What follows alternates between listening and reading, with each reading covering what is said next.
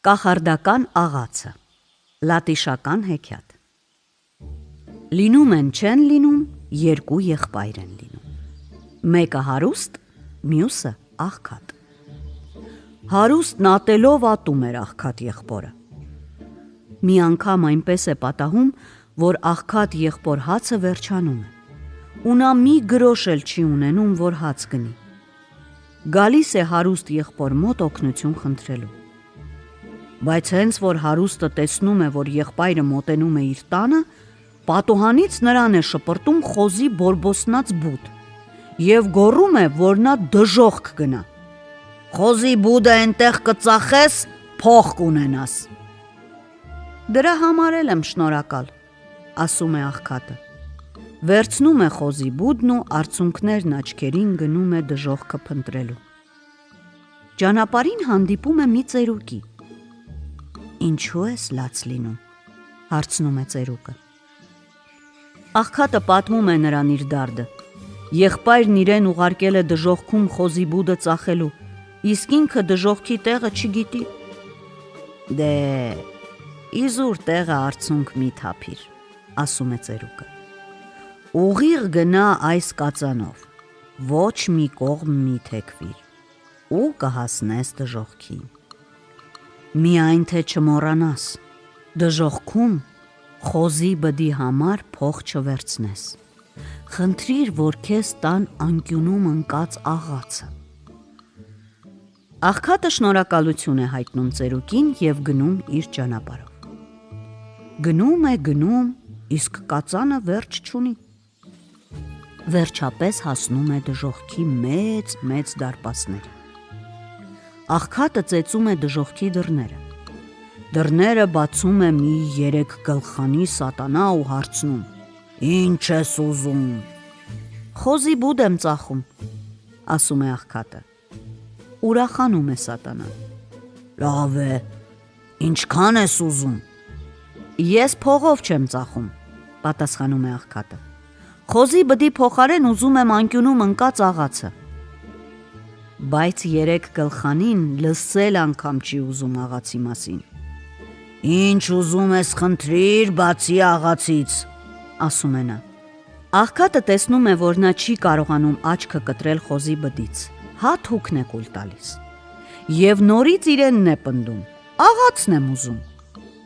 Վերջապես 3 գլխանին աղացը տալիս է ու նրանք բաժանվում են։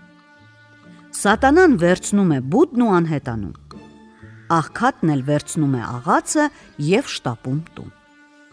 Ճանապարհին նորից է հանդիպում ծերուկին։ Վերցրի՞ր աղացը, հարցնում է ծերուկը։ «Վերցնելը վերցրի», պատասխանում է աղքատ եղբայրը։ «Բայց թե խելքս բան չի կտրում, չգիտեմ, թե ինչ պիտի անեմ։ Ախր ես աղալու ոչինչ չունեմ»։ «Սա կախարդական աղաց է», ասում է ծերուկը։ «Հենց որ հրամայես աղալ, նա կճտճտա, կպտտվի ու սրտիդ ուզած բանը կաղա քեզ համար»։ Հետո էլ աղքատին ասում է այն բառերը, որոնցով նա պիտի կանգնեցնի աղացը, և պատվիրում է, որ այդ խոսքերն ուրիշին չասի։ Ասում է ծերուկն ու անհետանում։ Այդ ժամանակից սկսած աղքատը հարստանում է։ Ամեն օր աղացը նրա համար աղում է համեղ ուտելիքներ։ Աղացն այնքան ոսկի է աղում, որ աղքատ եղբայրն իր համար ոսկե դղյակ է կառուցում։ Հարուստ եղբայրը տեսնում է նրա ոսկե դղյակը և քիչ է մնում խելքը թռցնի։ Վազում է աղքատ եղբոր մոտ ու հարցնում. «Ես ո՞նց էսպես հարստացար»։ Աղքատ եղբայրը պատմում է, որ աղացն է իրեն հարստացրել։ Ու հարուստ եղբայրը կպչում է աղքատին. «Ծախիր ինձ էս աղացը»։ «Ինչ կա, կծախեմ», ասում է աղքատը։ «Հիմա ես հարուստ մարդ եմ, ամեն ինչ ունեմ, թող եղբայրս էլ հարստանա»։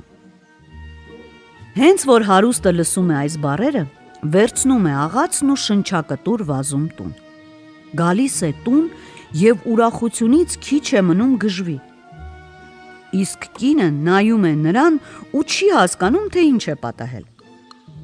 Առավոտյան հարուստ եղբայրը պատրաստվում է բատրակների հետ խոտ հնձելու գնալ։ Կինն ուզում է շիլա եփել, բայց ամուսինն ասում է. «Դու էլ մեզ հետ արի խոտ հնձելու, իսկ հենց որ ճաշի ժամը գա, ես տուն կվազեմ ու աղացն իսկույն շիլա կաղա»։ Կինը չի վիճում ու բոլորի հետ գնում է դաշտ։ Գալիս է ճաշի ժամը։ Տանտերը գցում է գերանդին ու վազում տուն, որ շիլա եփի։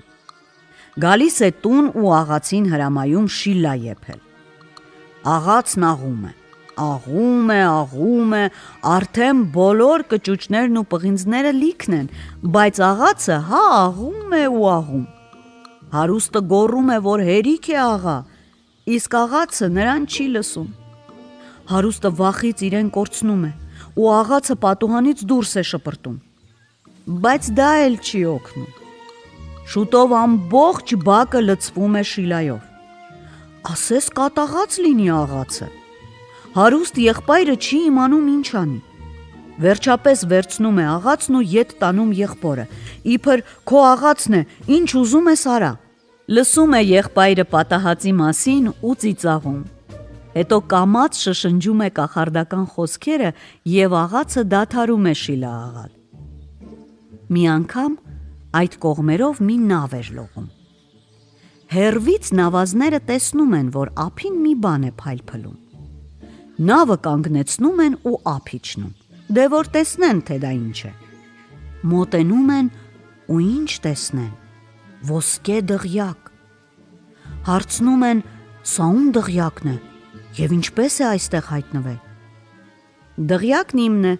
պատասխանում է նրանց աղքատ եղբայրը, ու հայտնվել է այս աղացից։ Շատ են զարմանում նավազները ու խնդրում են, որ մոտիկից տեսնեն աղացը։ Աղացն այնքան է դուր գալիս նրանց, որ գիշերը գողանում են։ Առավոտյան աղքատ եղբայրը փնտրում է աղացը ու չի գտնում։ Աղացն արդեն հեռու ծովում է լինում։ Նավազները հավաքվում են իրար գլխի և մտածում, թե սկզբում ինչ հրամայեն աղալ աղացին։ Մինչ նրանք երկար բարակ մտածում էին, մի նավազ վերցնում է ու գոռում. «Դե թող աղ»։ Լավ, թող աղ։ Եվ աղացն այնպես է աղում, որ փոշի է բարձրանում։ Արդեն թասը լցվել է աղով ու նավազներն ուզում են կանգնեցնել աղացը, բայց դե ոնց, աղացը շարունակում է աղալ։ Նրանք ուզում են ձեռքով կանգնեցնել աղացը, բայց ոչ մի բան չեն կարողանում անել։ Շուտով ամբողջ նավը լցվում է աղով ու նավազների և աղացի հետ միասին իջնում է ջրի տակ։ Իսկ աղացը մինչև հիմա էլ աղ է աղում ծովի հատակում։ Դրա համար էլ ծովի ջուրն այդքան աղի է։